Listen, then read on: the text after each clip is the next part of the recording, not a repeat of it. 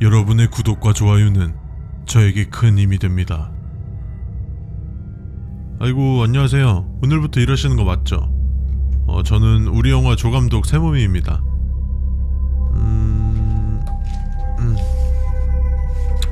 뭐 경력도 좀 있으시고 뭐 다른 촬영장이랑 기본적인 거는 똑같으니까 뭐 특별하게 어렵거나 모르는 건 없을 거예요. 근데 딱 두 가지만 조심하면 되는데, 일단 우리 감독님이 진짜 엄청 예민하신 편이거든요. 감독님이 갑자기 아무 말 없이 뭐 어깨를 주무르고 있다거나 뭐 무릎을 툭툭 치고 있으면 최대한 조심하세요. 그리고 어딨더라? 알겠다.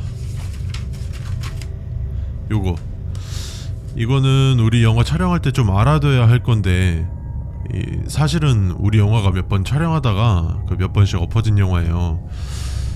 뭐 그러면서 한 개씩 두 개씩 생기면서 만들어진 건데, 이거 천천히 읽어보시고 촬영 시작 10분 전까지 스텝 대기실로 와주세요.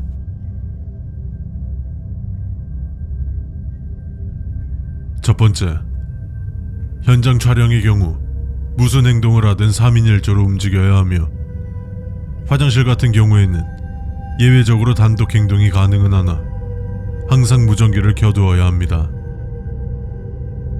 두 번째, 특수 분장팀은 기밀 유지를 위해 별도의 작업 공간이 마련되어 있습니다.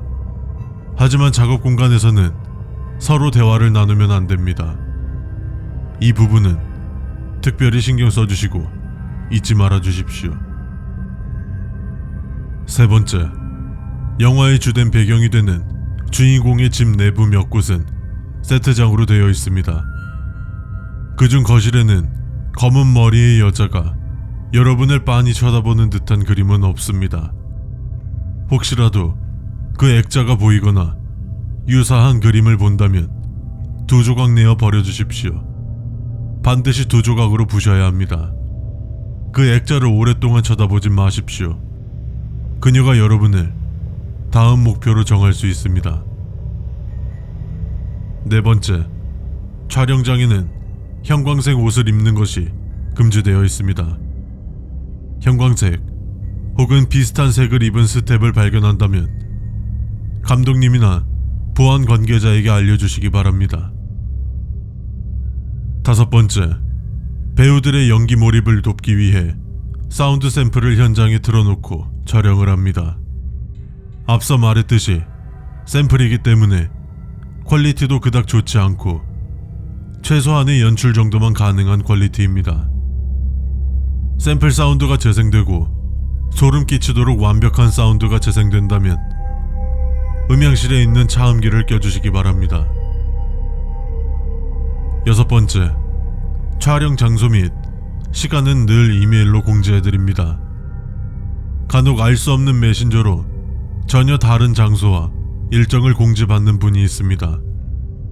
이메일은 영화사 공식 계정으로 발송되며 이 계정 외 어떤 메일, 메신저는 여러분의 안전을 위해 무시해 주시기 바랍니다. 일곱 번째, 촬영장에 영화의 이름을 써놓은 현수막이 걸려 있습니다. 만약 영화의 이름이 다크니스 나폴리탄이 아닌 디빈더 나폴리탄이라면 감독님께 즉시 말해주십시오. 저희 영화의 제목은 모종의 이유로 바뀌었습니다. 감독님께 말씀드리지 않았을 경우 여러분이 상상도 못할 정도의 고통이 따를 것입니다. 여덟 번째, 우리 영화의 특성상 촬영 장소가 야외인 경우가 종종 있습니다. 촬영 중에 조명 스태프들이 조명을 끄는 경우가 있는데 자세한 이유는 알려고 하지 마십시오. 조명이 꺼졌을 때 뼈가 부러지는 듯한 소리가 들린다면 꺼져 있는 조명을 재빨리 켜주십시오. 아홉 번째, 과거의 사건으로 조명은 스텝을 비추는 일이 절대로 없습니다. 누군가 여러분을 비춘다면 즉시 바닥에 엎드려 사전에 나누어진 테이프로 입과 코를 막으십시오. 누군가가 일으켜 세워줄 때까지 어떤 자극에도 반응해서는 안 됩니다. 11번째, 영화 내 거울은 전부 CG 처리 예정입니다. 즉 촬영장 내에는 실제 거울은 없습니다. 만약 거울이 보인다면 놀라지 마시고 자연스럽게 행동한 뒤 촬영이 끝나고 조 감독님에게 이 사실을 전달해 주시기 바랍니다. 12번째, 촬영 도중 카메라가 갑자기 혼자 움직이며 이상한 곳을 비춘다면 촬영 전 하나씩 지급된 장비를 사용해 그것의 존재를 파악하십시오. 그 장비는 촬영용이 아니며 이것은 스텝과 배우 모두의 안전을 위한 것입니다. 13번째, 등장인물 중 공포 유튜버 세몸이 여기 있습니다. 그 역을 연기하는 배우를 유심히 살펴주십시오. 14번째, 촬영 도중 배우가 경기를 일으키며 촬영을 거부한다면 촬영을 일시적으로 중단해 주십시오. 이전에도 이런 상황이 있었으나 배우의 몸에는 아무런 이상이 없어 거짓말로 생각하고 넘어간 경우가 있었는데 그간 있었던 일련의 사건들로 볼 때 조심해서 나쁠 건 없습니다. 15번째, 카메라 감독의 촬영을 도와주는 스태프들은 이 항목을 반드시 기억해 주십시오. 화면에 노이즈가 생긴다면 카메라가 움직이거나 쓰러지지 않게 고정한 뒤 감독님 혹은 메인 카메라 감독님에게 말해 주십시오. 16번째, 실내 촬영의 경우 정말 특별한 경우가 아닌 이상 후시 녹음은 없습니다. 만약 감독님이 사전 공지 없이 후시 녹음을 지시할 경우 가족의 병원 등으로 둘러대고 돌아가 주시기 바랍니다. 당일은 어떤 녹음실이라도 들어가면 안 됩니다. 녹음실에서의 초자연적 현상에 대한 경험담이 괜히 많은 것은 아닙니다. 17번째, 우리 영화에는 아역 배우가 출연하지 않습니다. 만약 아역 배우가 무표정이거나 울고 있다면 무시해도 좋지만 활짝 웃고 있다면 그 즉시 감독님에게 이 상황을 말한 뒤 퇴근하십시오.